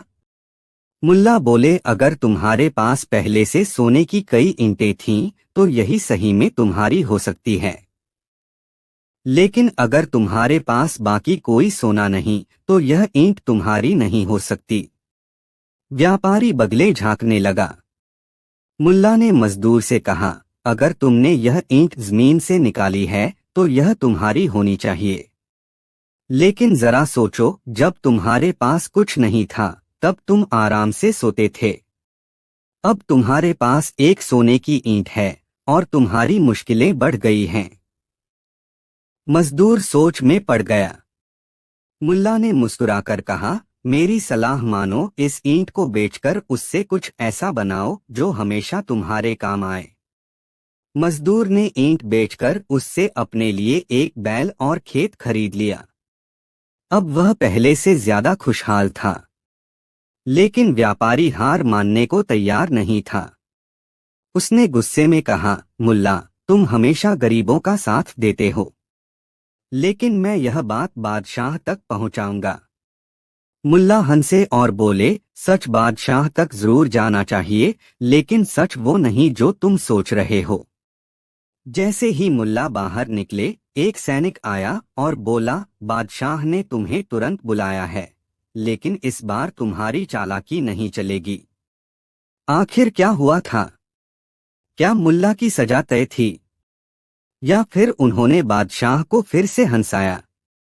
जाने के लिए देखिए अगली कहानी। मुल्ला नसीरुद्दीन अपनी चिरपरिचित चालाकी और मजाकिया अंदाज में काजी के दरबार से निकले ही थे कि एक सैनिक ने आकर ऐलान किया, मुल्ला, बादशाह सलामत ने हुक्म दिया है कि तुम्हें तुरंत महल में पेश किया जाए। गांव वालों में कानाफूसी शुरू हो गई। कहीं सोने की ईंट वाले फैसले की वजह से तो नहीं? हो सकता है बादशाह ने मुल्ला के खिलाफ कोई चाल चली हो। लेकिन मुल्ला हमेशा की तरह मुस्कुराए और बोले, चलो देखते हैं इस बार कौन ज्यादा चालाक है, मैं या मेरी तकदीर। महल में पहुंचते ही मुल्ला ने देखा कि दरबारियों के चेहरे पर अजीब सा सन्नाटा था। बादशाह गहरी सोच में बैठे थे और उनके सामने एक वजीर कोई राज की बात फुसफुसा रहा था। बादशाह ने मुल्ला को देखा और बोले, मुल्ला, सुना है कि तुम दुनिया के सबसे अक्लमंद आदमी हो। मुल्ला ने सिर झुका लिया, हुजूर, ऐसी अफवाहें कौन फैला रहा है? यह सरासर झूठ है। दरबार में हलचल मच गई। एक बुद्धिमान व्यक्ति खुद को मूर्ख क्यों साबित करना चाहेगा? बादशाह चौंक गए, तो क्या तुम यह साबित कर सकते हो कि तुम बेवकूफ हो? मुल्ला ने सिर हिलाया, बिल्कुल कर सकता हूँ जहाँपनाह, और अगर मैं इसे साबित न कर सका तो आप जो चाहें सजा दे सकते हैं। बादशाह मुस्कुराए। उन्हें लगा अब आया ऊंट पहाड़ के नीचे। मुल्ला ने अपनी जेब से एक तांबे का सिक्का निकाला और बादशाह की ओर बढ़ाते हुए बोले, हुजूर, यह सिक्का लीजिए। बादशाह ने सिक्का लेकर देखा और बोले, इसमें क्या खास बात है? मुल्ला बोले, जहाँपनाह, यह सिक्का असल में सोने का है। बादशाह हंस पड़े, मुल्ला, यह तो तांबे का है। मुल्ला जिद पर अड़ गए, नहीं, यह सोने का ही है। अब दरबारियों को समझ नहीं आ रहा था कि मुल्ला को क्या हो गया है। बादशाह ने चिढ़कर कहा, अगर तुम इसे सोने का साबित नहीं कर सके तो तुम्हें मूर्ख घोषित कर दिया जाएगा। मुल्ला ने झट से कहा, बिल्कुल, और यही तो मैं साबित करना चाहता था। आपने खुद ही कहा कि मैं मूर्ख हूं, तो अब मैं दुनिया का सबसे अक्लमंद व्यक्ति कैसे हो सकता हूं? दरबार में सन्नाटा छा गया। फिर अचानक ठहाके गूंज उठे। बादशाह हंसते हंसते कुर्सी से गिर पड़े। मुल्ला, तुम कमाल के आदमी हो। तुमने खुद को बेवकूफ साबित करने के लिए इतनी अक्लमंदी दिखाई कि कोई भी तुम्हारी बराबरी नहीं कर सकता। बादशाह ने खुश होकर मुल्ला को सोने की अशर्फियां इनाम में दी और कहा, अगर दुनिया में हर बेवकूफ तुम्हारी तरह हो तो समझदार लोगों की छुट्टी हो जाएगी। पर कहानी अभी खत्म नहीं हुई। जैसे ही मुल्ला महल से बाहर निकले, एक रहस्यमयी बूढ़ा व्यक्ति उनका इंतजार कर रहा था। उसने धीरे से कहा, मुल्ला, अगर तुम सच में इतने चतुर हो तो एक गुत्थी सुलझाओ। एक आदमी के पास सिर्फ एक अंडा था, लेकिन उसने पूरे गांव को उससे खाना खिला दिया। यह कैसे मुमकिन है? क्या यह सिर्फ एक पहेली थी या इसके पीछे कोई गहरा राज छिपा था? जाने के लिए देखिए अगली कहानी। बादशाह के दरबार से इनाम लेकर लौटते ही मुल्ला नसीरुद्दीन को एक अजीब बूढ़ा मिला। उसकी आंखों में गहरी समझदारी थी और चेहरे पर एक रहस्यमयी मुस्कान। बूढ़े ने धीरे से कहा, मुल्ला, अगर तुम सच में इतने चतुर हो तो यह गुत्थी सुलझाओ। एक आदमी के पास सिर्फ एक अंडा था, लेकिन उसने पूरे गांव को उससे खाना खिला दिया। यह कैसे मुमकिन है? मुल्ला ठिठक गए। एक अंडा और पूरा गांव, यह कैसे संभव है? गांव वालों ने सुना तो वे भी चौंक गए। क्या वह कोई जादूगर था या फिर कोई चालाक आदमी? मुल्ला मुस्कुराए और बोले, बूढ़े बाबा, अगर आप मुझे यह बता देंगे तो मजा नहीं आएगा। मैं खुद पता लगाऊंगा। बूढ़ा हंसा और बोला, अगर तुम सच में इस रहस्य को समझ गए तो तुम्हें इससे भी बड़ा राज मिलेगा। मुल्ला सीधे गांव के सबसे बुजुर्ग आदमी के पास गए और पूछा, बाबा, क्या आपने कभी सुना है कि कोई आदमी एक अंडे से पूरे गांव को खिला दे? बुजुर्ग मुस्कुराए और बोले, अरे बेटा, यह तो बहुत पुरानी बात है। हमारे गांव में एक बेहद गरीब आदमी रहता था। उसके पास खाने को कुछ नहीं था, बस एक अंडा था।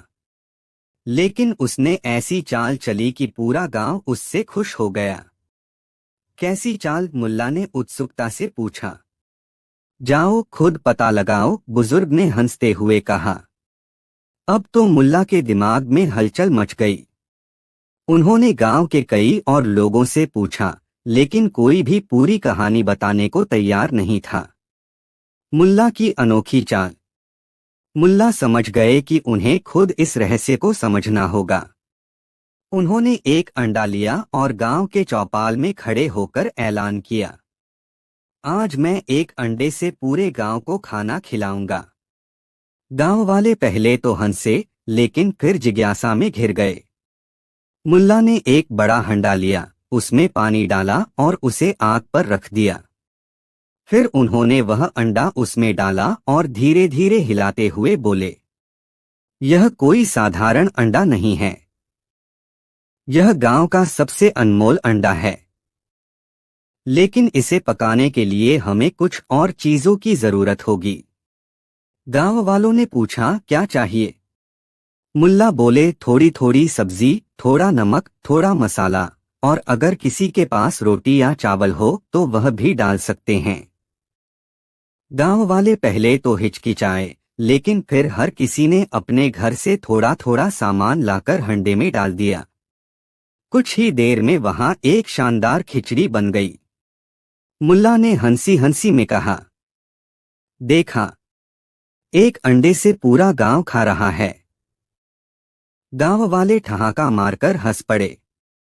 तभी भीड़ में से वही बूढ़ा व्यक्ति सामने आया और बोला, मुल्ला, तुमने पहेली हल कर ली। मुल्ला मुस्कुराए और बोले, सच बताओ बाबा, क्या वह गरीब आदमी भी यही करता था? बूढ़ा हंसा और बोला, बिल्कुल। और उसने कभी किसी से कुछ मांगा नहीं। बस इतनी चतुराई से बात रखी कि लोग खुद उसकी मदद करने लगे। गांव वालों ने तालियां बजाईं। अब वे समझ गए थे कि साझा खुशी ही असली खुशी है। लेकिन अचानक बूढ़े ने मुल्ला के कान में फुसफुसाया, तुमने यह रहस्य तो सुलझा लिया, लेकिन क्या तुम चमत्कारी पानी की गुत्थी सुलझा सकते हो? ये चमत्कारी पानी? अब यह क्या नई मुसीबत थी? जानने के लिए देखिए अगली कहानी। बूढ़े की आखिरी पहेली। गांव वाले अभी भी खिचड़ी के मजे ले रहे थे कि वही रहस्यमयी बूढ़ा फिर से मुस्कुराया और मुल्ला के पास आया।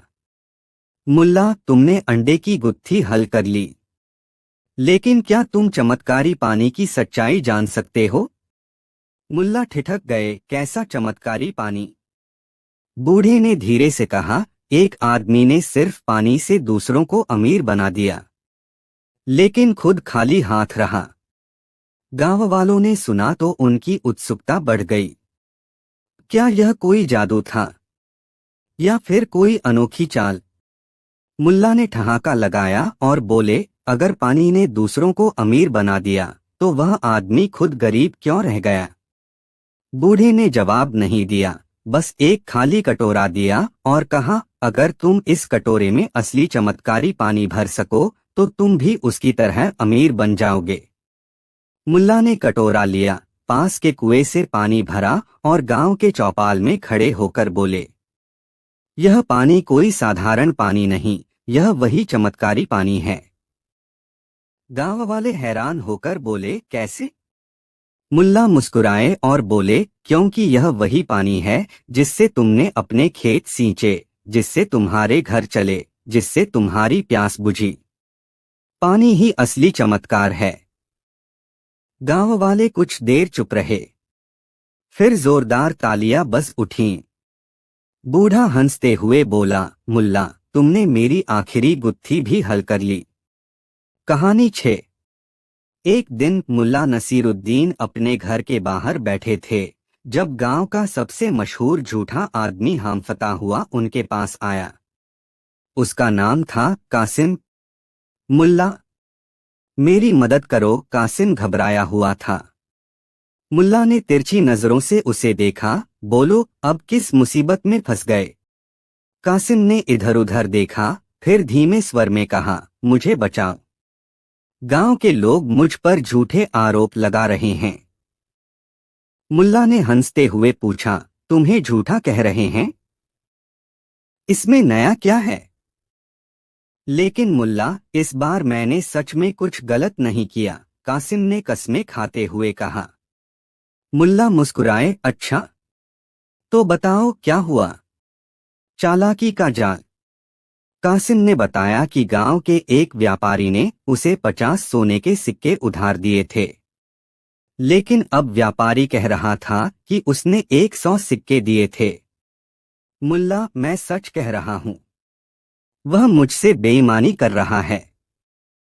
मुल्ला ने सिर खुजलाया, तो तुम कहना चाहते हो कि एक बेईमान आदमी खुद तुम्हें बेईमानी से फंसा रहा है?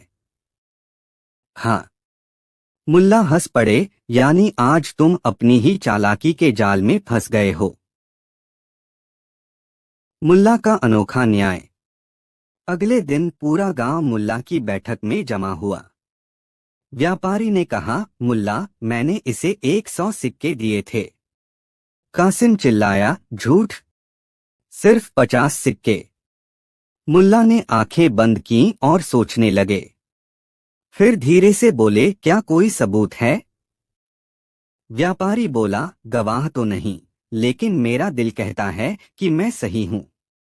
मुल्ला ने आंखें खोलीं और मुस्कुराते हुए बोले, अगर तुम्हारा दिल कहता है कि तुमने 100 सिक्के दिए तो हमें कासिम का भी दिल पूछना चाहिए कि उसने कितने लिए।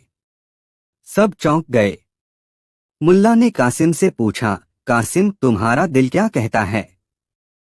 कासिम ने झिझकते हुए कहा, मेरा दिल मेरा दिल कहता है कि मैंने 50 ही लिए थे। मुल्ला ने ठंडी आवाज में कहा। तो फिर यह मामला अजीब हो गया। एक ही सौदा, दो अलग अलग गिनतियां। तो क्यों न हम इस सौदे का फैसला अल्लाह के हाथ में छोड़ दें? कैसे? दोनों ने एक साथ पूछा। मुल्ला ने एक सिक्का निकाला और बोले, यह सिक्का हवा में उछलेगा। अगर सिर की तरफ गिरा तो कासिम सही होगा, अगर पूंछ की तरफ तो व्यापारी। गांव वाले चौंक गए। लेकिन मुल्ला, यह कैसा न्याय है? मुल्ला मुस्कुराए, अगर दोनों में से कोई झूठा है तो अल्लाह चाहेगा कि उसे सजा मिले। हवा में सिक्का उछला। सबकी आंखें सिक्के पर जम गईं। लेकिन तभी एक आदमी भागता हुआ आया और चिल्लाया, मुल्ला, आपका घोड़ा कोई चुरा कर ले गया। मुल्ला का चेहरा गंभीर हो गया।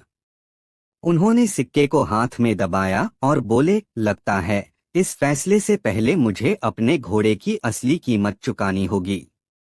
क्या मुल्ला का घोड़ा सच में चोरी हो गया? और क्या इस चोरी का कनेक्शन कासिम की बेईमानी से है? जानने के लिए देखिए अगली कहानी। जैसे ही मुल्ला नसीरुद्दीन न्याय का फैसला सुनाने ही वाले थे, तभी एक आदमी दौड़ता हुआ आया और हांफते हुए बोला, मुल्ला, आपका घोड़ा चोरी हो गया।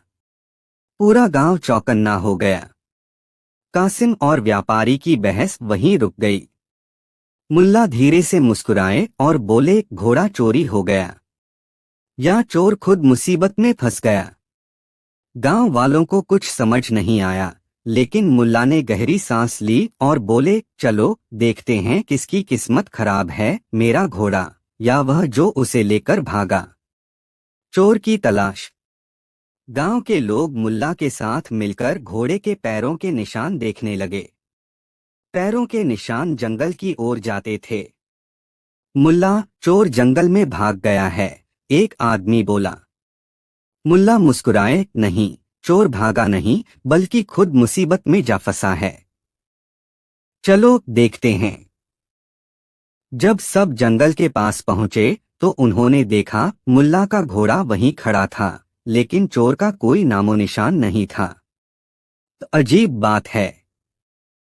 चोर घोड़े को लेकर आया, लेकिन खुद कहाँ गया? मुल्ला ने धीरे से घोड़े के कान में कुछ कहा और फिर उसकी पीठ थपथपाई। घोड़ा धीरे धीरे आगे बढ़ा और अचानक, बचाओ, बचाओ, पेड़ों के पीछे से आवाज आई। जब गांव के लोग वहां पहुंचे तो देखा कि एक आदमी गड्ढे में गिरा हुआ था और कीचड़ में फंसा हुआ था। घोड़े की असली कीमत। वह आदमी हक्का बक्का था। उसने हाथ जोड़कर कहा, माफ कर दो मुल्ला, मुझे नहीं पता था कि आपका घोड़ा इतना चालाक है। गांव वाले हंसने लगे। मुल्ला ने ठंडी आवाज में पूछा, क्या हुआ? चोर सिर झुकाकर बोला, मैं घोड़े पर चढ़ा ही था कि यह अजीब तरीके से चलने लगा। मैं घबराकर कूद पड़ा और सीधा इस गड्ढे में आ गिरा। मुल्ला ने सिर हिलाया, अच्छा, तो मेरा घोड़ा सिर्फ तेज ही नहीं, चालाक भी है। अब बताओ तुम्हें इसकी क्या कीमत चुकानी चाहिए? चोर रोते हुए बोला, मैं गरीब हूं, मेरे पास कुछ नहीं। मुल्ला ने मुस्कुराकर घोड़े की लगाम पकड़ ली और बोले, कोई बात नहीं, कीमत तो मैं खुद तय करूंगा। लेकिन पहले यह बताओ, तुम्हें किसने कहा कि मेरा घोड़ा चुराओ? चोर सहम गया। मुल्ला की आंखें चमकी, सच बताओ, वरना यह घोड़ा तुम्हें फिर से ऐसी जगह ले जाएगा जहां से बचना मुश्किल होगा।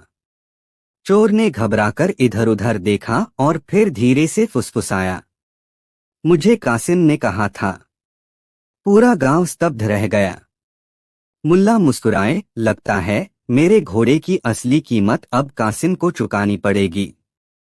क्या कासिम सच में इस चोरी के पीछे था? और अगर हां तो मुल्ला उसे क्या सजा देंगे? जानने के लिए देखिए अगली कहानी। गांव वाले हैरान थे। कासिम, जिसने खुद को बेगुनाह साबित करने के लिए मुल्ला के पास आया था, अब एक चोर के बयान से घिर चुका था। कासिम, क्या यह सच है? मुल्ला ने गंभीर आवाज में पूछा। कासिम के चेहरे पर हवाइयां उड़ने लगीं। नहीं मुल्ला, मैं तो खुद परेशानी में था, घोड़ा चुराने की कोई साजिश नहीं की।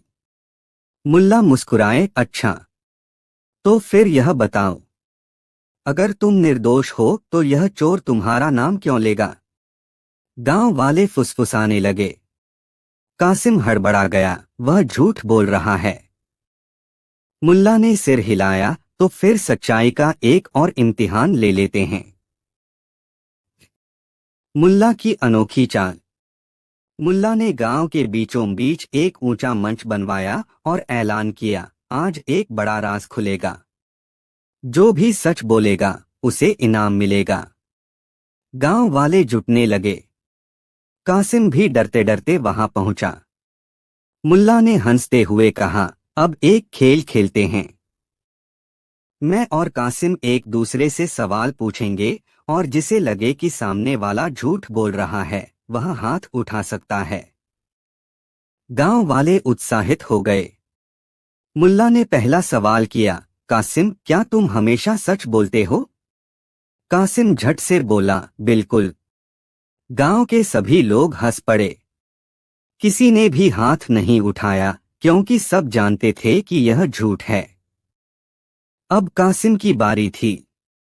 उसने आंखें घुमाईं और बोला, मुल्ला, क्या तुम मुझे शक की नजर से नहीं देखते? मुल्ला ने मुस्कुराकर कहा, बिल्कुल नहीं।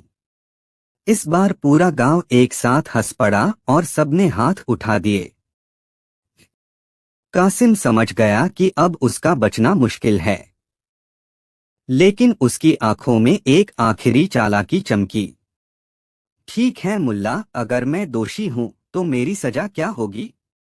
मुल्ला ने कहा, सजा तुम्हें खुद तय करनी होगी।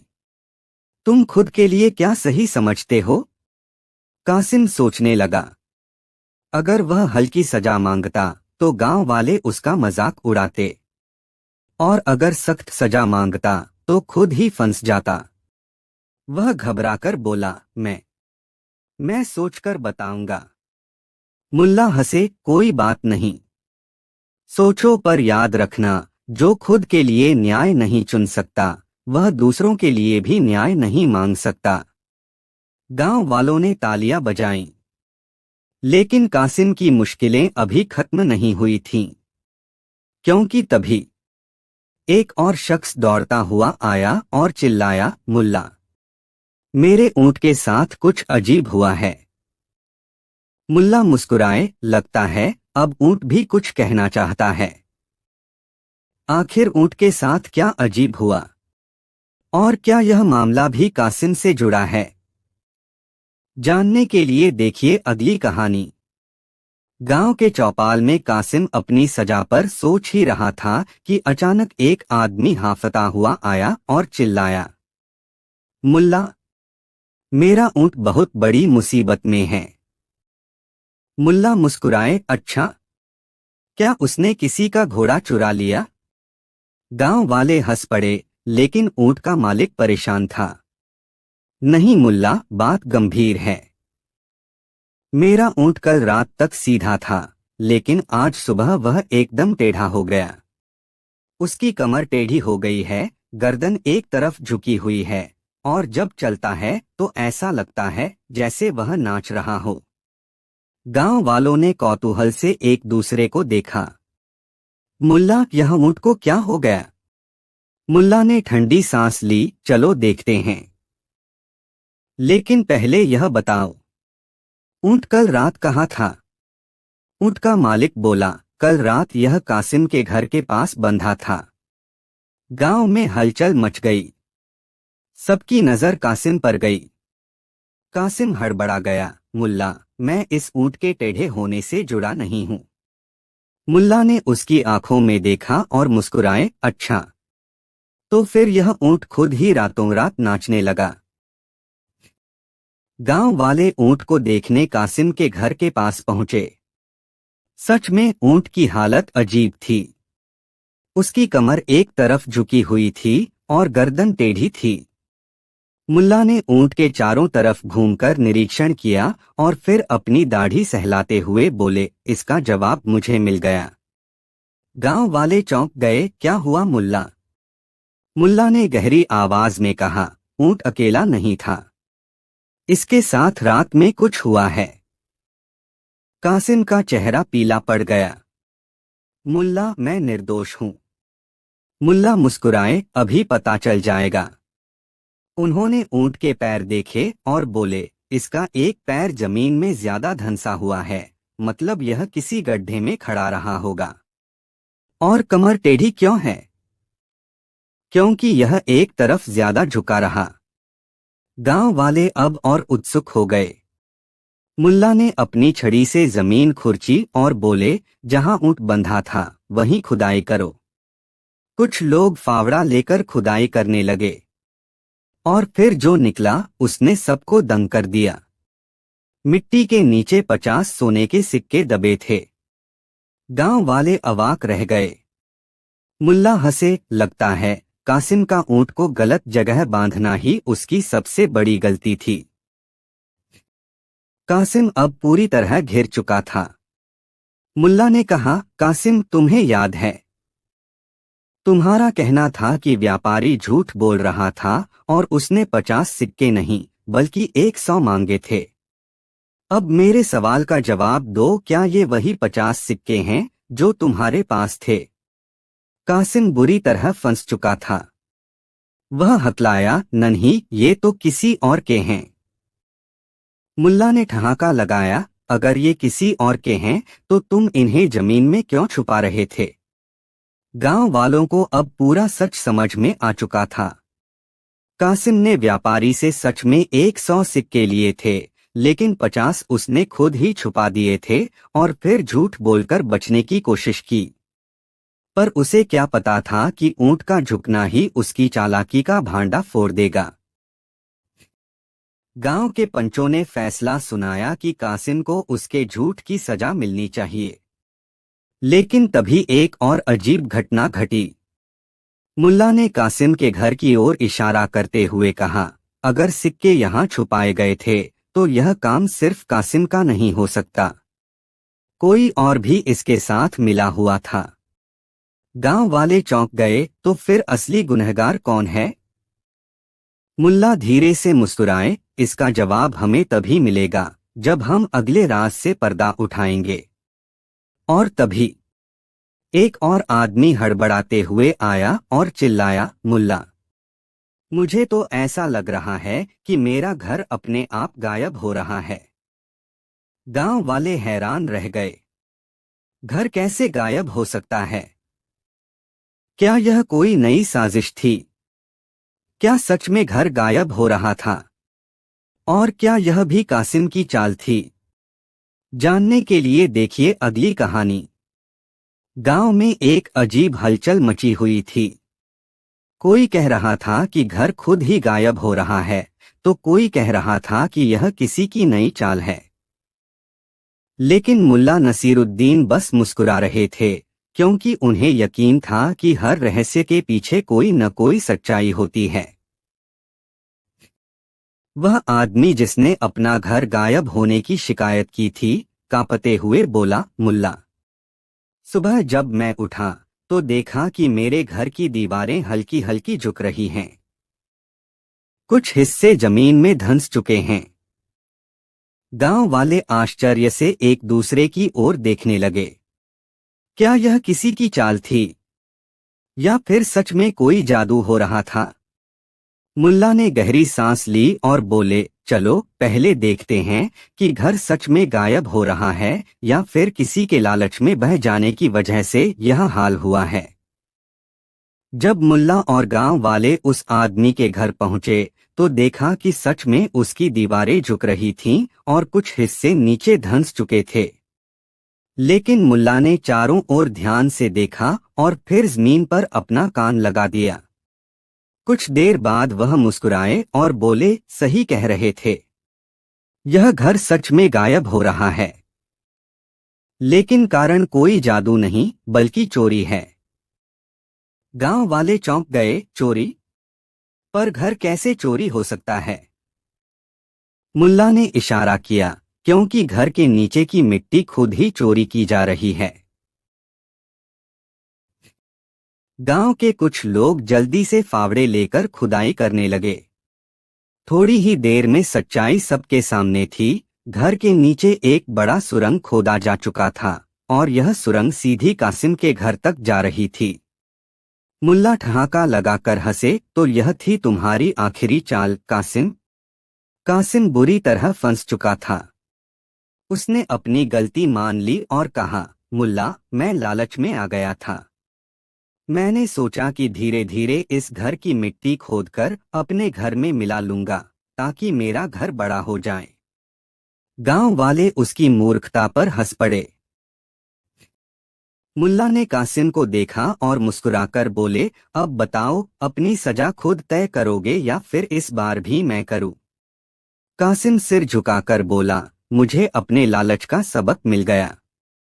मैं अपनी गलती मानता हूं और गांव की भलाई के लिए काम करने का वचन देता हूं।